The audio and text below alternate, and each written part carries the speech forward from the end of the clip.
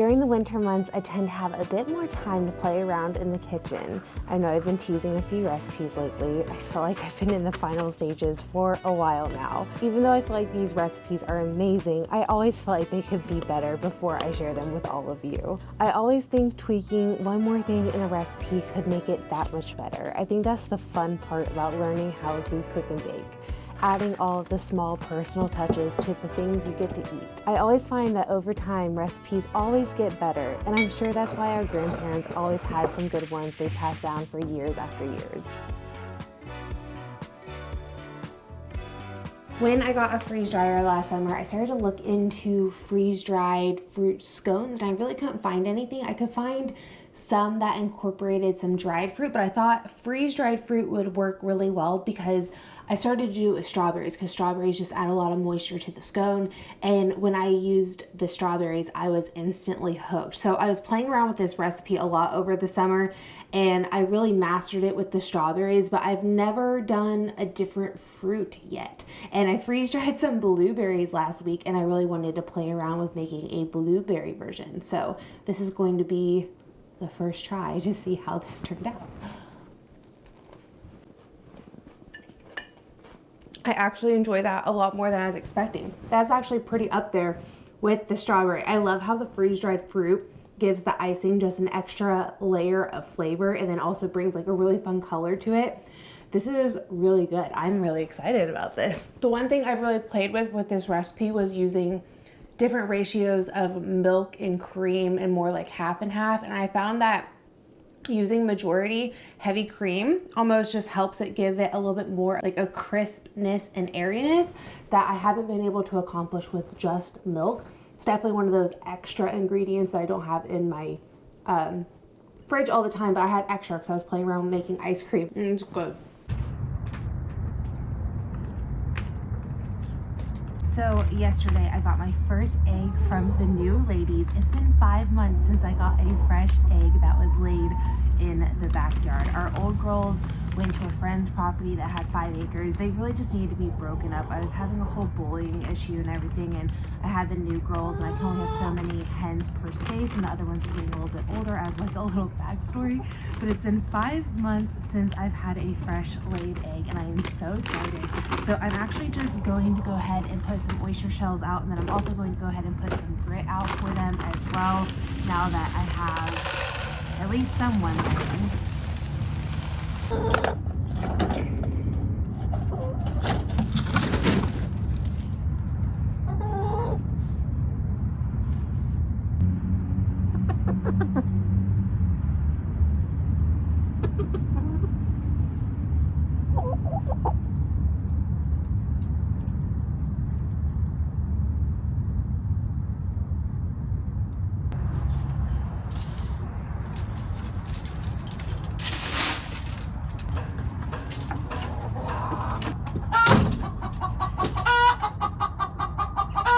If you've never heard that before, that is the egg song. A chicken will sing that when they have laid an egg. So I'm guessing we get another egg today.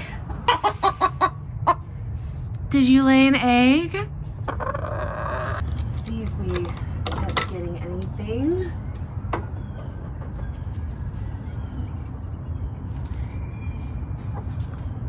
We did. We got a little egg. So now I got an egg yesterday and an egg today. This feels just so great. I think I wouldn't have been as appreciative of the girls starting to lay if I just had a continuous cycle. I wish I had a continuous cycle, but I couldn't be more thankful to start getting eggs again. This is so nice. I honestly was expecting these girls to wait a little bit longer because we have been really cold in January. But honestly, I could be happier that we're starting to get some eggs again.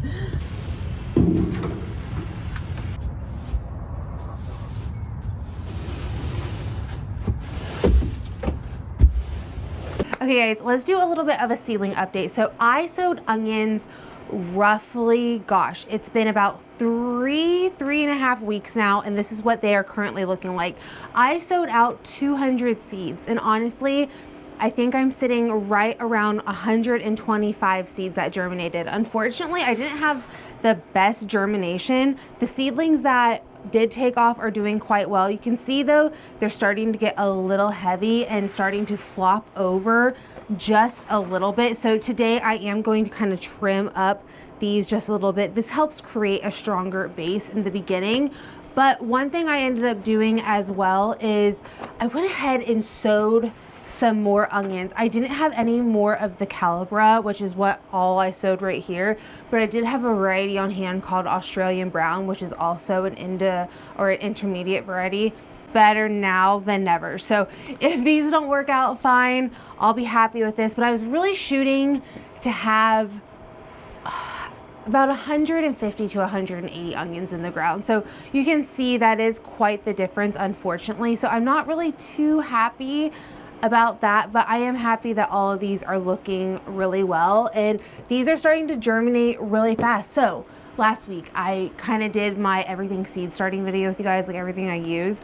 And this is the first year I'm really trying to play with humidity domes. And I sowed these onion seeds, I think about three or 4 days ago now. And I'm already having some pop up. So that's really, really good signs. I will be taking these off though. I haven't taken these off today. So let's give them a little bit air to breathe. There's one little sprout. And we also, I thought, yep, got another one right there. And there's another one right there. Okay, so I just have some pruners here. I did clean them, make sure they are nice and clean. And I'm really not going to take much off of some of these at all. I like to keep like about like 3 or 4 inches. So some of these are barely going to get any type of trimming. It's mostly just going to be some of these really long ones at the moment.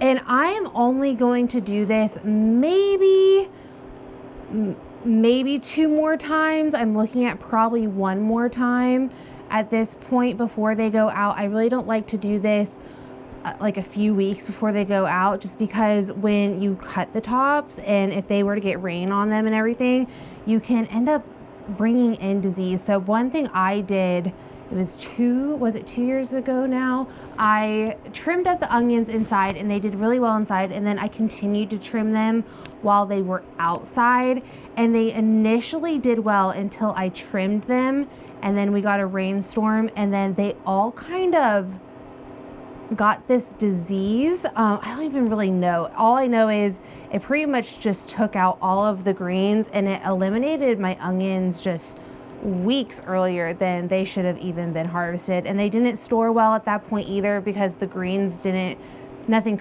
cured correct. It was just not the best. So last year what I did differently was I still trimmed them inside, but I only trimmed them a handful of times, and I only did a little bit just to make sure that the bases could stay sturdy and they weren't flopping over. And then I stopped doing all kinds of trimming right before they went outside. So like what I just mentioned, like a few weeks before they were to be outside, just to make sure I wasn't introducing any disease.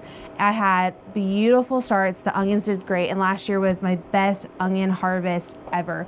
So I'm really hoping to kind of mimic that again this year. So I'm just kind of doing the bare minimum here. Just gonna take off some of these extra tall ones, and these greens are edible. So if you really wanted to, you could take these, throw them in a salad. I'm not gonna have enough today where I'm really going to worry about it, but it is an onion green, so you are able to fully eat this. And I'm also going to kind of push the soil a little bit to maybe help secure it. There we go. To help kind of secure it a little bit, because again, you don't want that flopping over. You really want this time to be a time where those bases are getting secure. And one thing I'm doing as well is I have my fan on these onions, and I'm also going like this and brushing them quite often. This is going to mimic any type of wind or airflow or anything that goes on the onions, and again, just kind of help sturdy that base. This is something I really got to make sure I do, especially living in good old windy Kansas. So it's definitely a good thing to do, help your seedlings along. I knew I should have probably just started even more onion seeds from the beginning, but I thought 200 seeds would cover it, because I've always had really good germination. I honestly don't really know what happened. So yeah, it's very interesting to see the differences between years. I did want to have more onions harvested this year than last year, especially with having the freeze dryer and knowing I have the freeze dryer. I have really enjoyed having diced onions ready to go from the freeze dryer that I can just pop into chilies and soups really, really easily during this time of year. And then the other thing I've been really loving is the onion powder that's made from the freeze dried onions. And I've gone through so much onion powder, and I went through all those onions so fast. We still had a handful, I think it was like mid-December, but they were starting to go at that point. So I went ahead and processed the rest, and I really don't have much more, unfortunately, but I have really, really enjoyed that. And through the years, I'm hoping that I can just continue to grow more and more. But I did end up sowing, you can see some of these blocks do have 2 onions, so I might actually have more than 125. I might have closer to like 130, 135, which again is still cool. And as long as these onions are about at this point going out, they're going to do just fine. So honestly, I'll be kind of interested to see the difference and how they perform. I'm hoping just to have enough where I'm able to at least be able to plant out some more. And if I get smaller onions out of those, that's fine. I'll just powder all of those down. And honestly, I don't even know if that Australian brown variety is a good storage variety or not. This variety here called the Calibra is a really good storage variety. It can last up to about 8 months or so in storage, even longer if it has the ideal conditions. And I was already sitting at about 6 months at that point when my last few were being used. So that was really cool to see. Also, I don't keep these lights on. I just turn them on right now when I'm filming, or it looks just really dark and weird over here, and I like the pink. It makes me so happy to have something green to look at.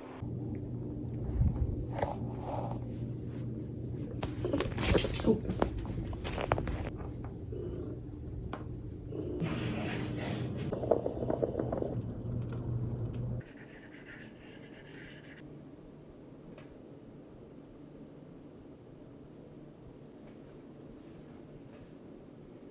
I am not going to lie, I have been so indecisive on my garden plans that I can't make final decisions. I've been really trying to finalize exactly everything I want to do, because I do need to make a decision if I'm going to try to put regular potatoes somewhere, or if I want to do all sweet potatoes, or if I don't want to do potatoes at all.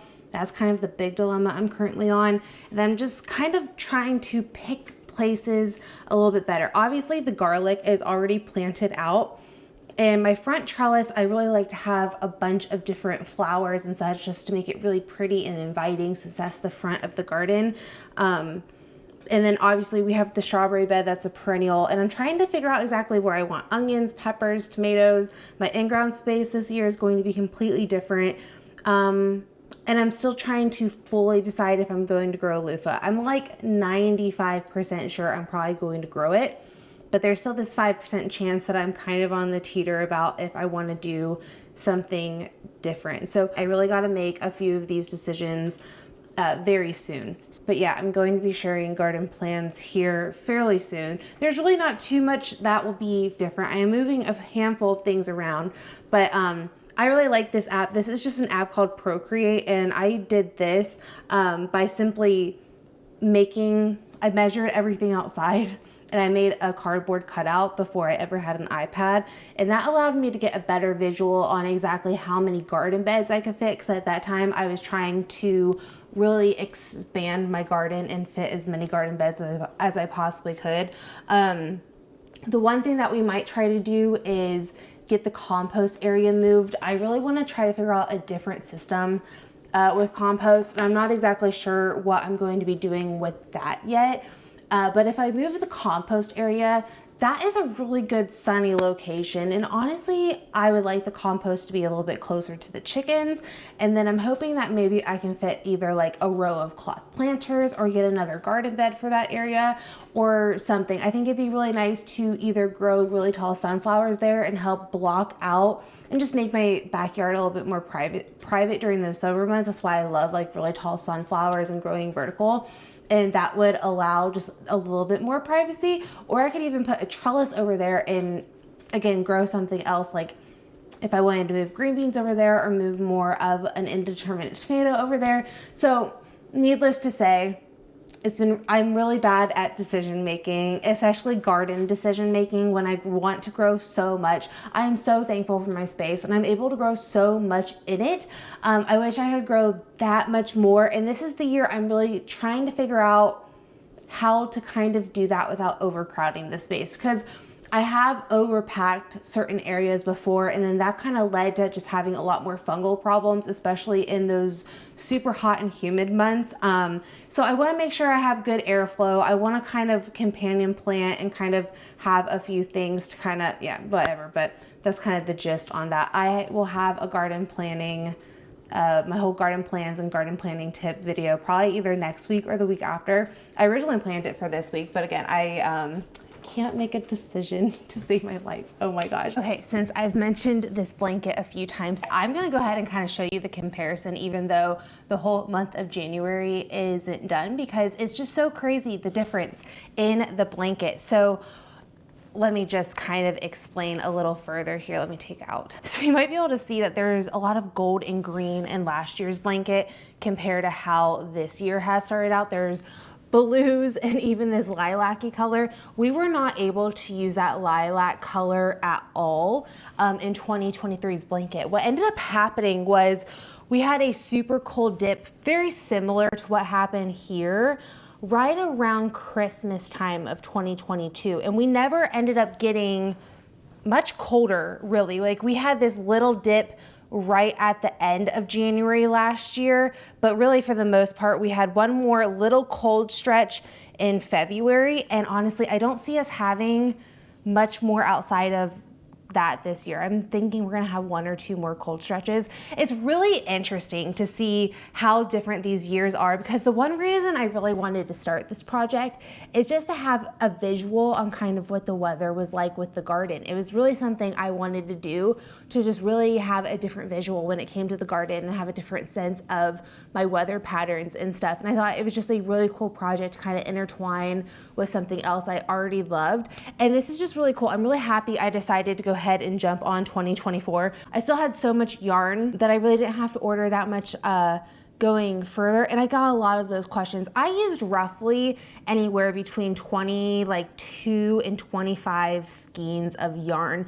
Honestly, I'm not completely positive on that, just because I had so much left over and I had halves and almost like 3/4 of some. So to get like a full on estimate on how many I truly used, I almost thought about crocheting out an entire skein in this and kind of laying it and maybe get a better idea. But no matter what, it's kind of hard to gauge what yarn you're gonna need, because again, example, look how different this year has been for me already. So I kind of gauged on what last year was. I did a lot of this Yosemite color. We had a lot of 80s, 50s, 60s, not so much 70s. 70s, I only think I used maybe a skein and a half. And the 80s, I think I used 4 or 5 skeins. So you can see the difference there. I was actually shocked on how little we had highs in the 70s last year. But again, it's just a really cool project to kind of compare this to the garden and have just another little outlet and visual of everything. But I just wanted to kind of show you guys that, since I talked about it so much today. But I can really just kind of hang out the rest of the day. I have leftovers. I have leftover pasta that I made last night. And it's going to be quite the relaxing rest of the day. It's been very gloomy and rainy here all week, and this is the perfect time to catch up on some crochet, because I think I'm 6 to 8 days behind at this point. So Khaleesi, you are in our way, baby. Hey, you can't be digging yourself into my temperature blanket, okay? Thank you. But either way, guys, I'm gonna go ahead and leave you here. Thanks for just hanging out with me today. I just wanted to take you along for the day. See you guys all in the next one. Bye.